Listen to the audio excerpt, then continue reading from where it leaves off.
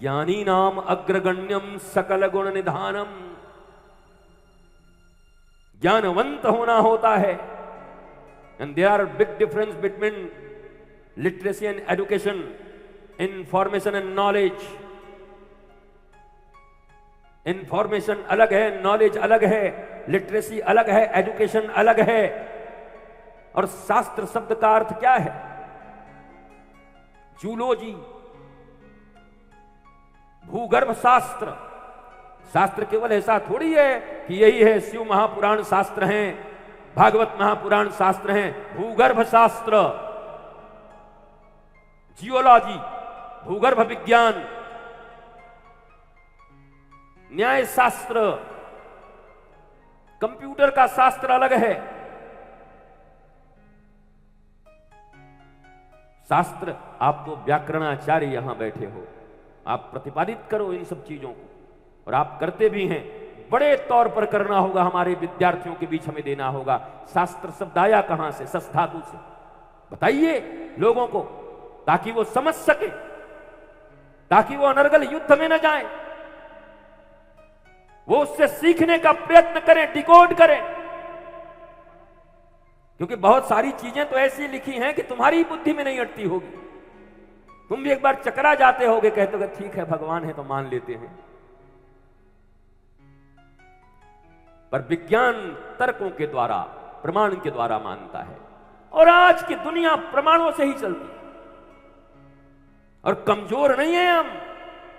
सनातन संस्कृति, सनातन धर्म कमजोर नहीं है। हमको आपको बचाने की जरूरत नहीं है। हम आप बचाते नहीं हैं, बल्कि अपनी कमजोरी सिद्ध करते हैं। जानिए और जान करके ऐसे खड़े होइए और लोगों को बताइए कि इसका डिकोड आज मैं करने वाला हूं। इस श्लोक का, ये कथाओं में लिखी गई चीजें हैं, उससे हमें समझना क्या है? वो सारगर्भित किसी सदगुरु, जगत गुरु, किसी शास्त्रज्ञ, विज्ञ और वर्तमान समय के आधुनिक विज्ञान से समन्वित महापुरुष के द्वारा जब उसकी व्याख्या होगी, तब तुम भी उसको समझ जाओगे कि हां ये डिकोड कर दिया इन्होंने। वो जबरदस्ती समझाने से कोई बच्चा नहीं समझने वाला। यहां पर हम मुस्कुराते हैं, हंसेंगे, उनके बुद्धि में नहीं आती। माता पिता हैं तो मान लेते हैं, दादाजी हैं तो मान लेते हैं, पंडित जी कह रहे हैं इसलिए मान लेते हैं। बट मान लेते हैं, जरा जना दो उनको तर्कों के साथ समझा दो। क्योंकि इंटरनेट के युग में बिना तर्क के कोई कुछ मानने वाला नहीं है। भले 10 मिनट के लिए खामोश हो जाएगा, ठीक है गुरुजी आए हैं, हम कुछ नहीं बोल रहे हैं, आपका हम सम्मान करते हैं, बट आपकी बातों से हम सहमत नहीं हैं। पर सनातन शास्त्र को हम एज इट इज प्रस्तुत कर रहे हैं, यह ठीक नहीं है। इसलिए राष्ट्र कथा है ब्रिजभूषण शरण सिंह। ये राष्ट्र कथा इसीलिए है कि ये राष्ट्र की दिशा दशा का निर्धारण करेगी। यहां शास्त्र से लेके संविधान तक पर चर्चा होगा, और यहां धरती से लेके आसमान तक की चर्चा होगी, सुई से लेके हाथी तक की चर्चा होगी। और इन सब चर्चाओं से कोई बात नहीं बनेगा। बाहर के डेवलपमेंट की चर्चा कम होगी, मनुष्य अंदर से कैसे विकसित हो जाए उस पर चर्चा ज्यादा होगी। क्योंकि मनुष्य ही ऋषि की तरह प्रकट होकर के निकलेगा पांडाल से कि अब मैं ऋषि हो गया, अब मैं रिसर्च करता हो गया, अब मैं इस चीज को समझ गया। जानने दो।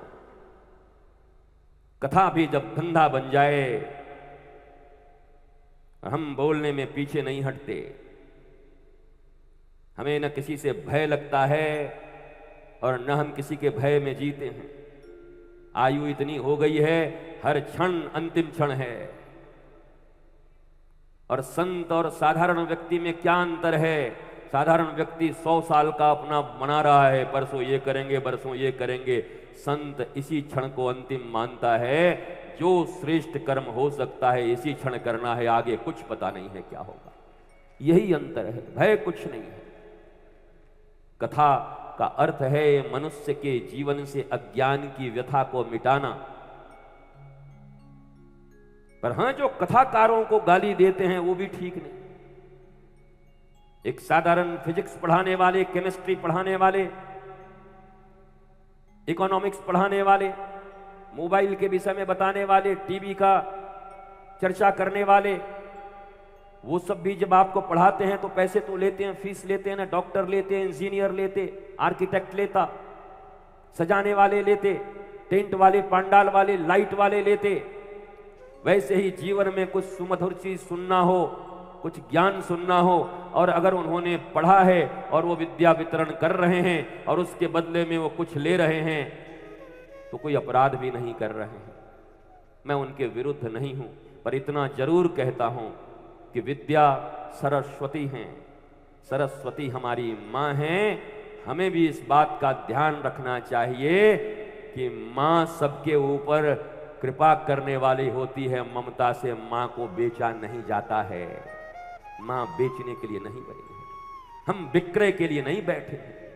और तुम अगर क्रेता बन गए, जिस दिन खरीदार बन गए, जैसे टेंट लगवाया, पांडाल लगवाए, एलईडी लगवा दी, कुर्सियां लगवा दी, उस दिन बाबा भी खरीद के ले आए, तो तुम्हारा अहंकार तो फिर ऊंचे रहेगा, फिर तो तुम्हारा कभी भी साकार नहीं होगा जीवन। क्योंकि एक ही तो चीज है जीवन में, प्रजा के ऊपर पहले शासन कौन करते? प्रजा के हित के लिए राजा करते, और राजा के ऊपर शासन कौन करता? बोला धर्म करता। धर्म उनको दंड के अनुसार कि भैया ये दंड विधान है, राजा जी ऐसे चलो। पर वो अगर बिक गया तो सब मामला खत्म हो जाएगा। ये घालमेल, राजनीति और धर्म का घालमेल जो हुआ, ये बुरा नहीं है। वो तो मैंने कहा चीनी पानी की तरह होना चाहिए, शरबत बना के पियो। धर्म और राजनीति को एक हो जाना चाहिए। थोड़ी बहुत भी अलग है तो बिल्कुल एक कर दो। और ये भी पाखंड है। और जो लोग कहते हैं हम राजनीति पर नहीं बोलेंगे, नहीं बोलोगे? किस लिए नहीं बोलोगे? राजनीति सब तय कर रही है कि भारत की जनता को कैसे आनंद मिलेगा, कैसे सुख मिलेगा, कैसे उनकी समृद्धि बढ़ेगी। तो आपका धर्म किस काम का कि भारत की जनता के लिए बोल ही न सके? तो ये भी कहना ठीक नहीं है कि हम राजनीति पर नहीं बोलते। धर्म के अंदर में सब समाहित है। धर्म मनुष्य के ऊपर शासन करता है, और राजनीति करने वाले भी लोग मनुष्य ही तो हैं। तो उनके ऊपर शासन कौन करेगा? आध्यात्म ही तो करेगा।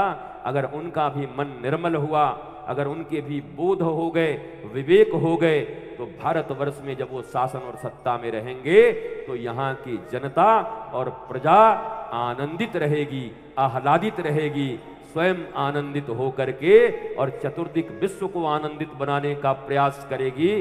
फिर जिस विश्व गुरुता की हम बात करते हैं वो जाके सिद्ध होगा। मौखिक रूप से विश्व गुरु बनने से कुछ नहीं होगा। मौखिक रूप से तो धर्म के नाम पर भी तीसरा चौथा तुम्हारा स्थान होगा, तुम्हारी जो फॉलोअर्स की संख्या है। तुम तो काय बात के विश्व गुरु बन जाओगे? तुम कैसे बन जाओगे?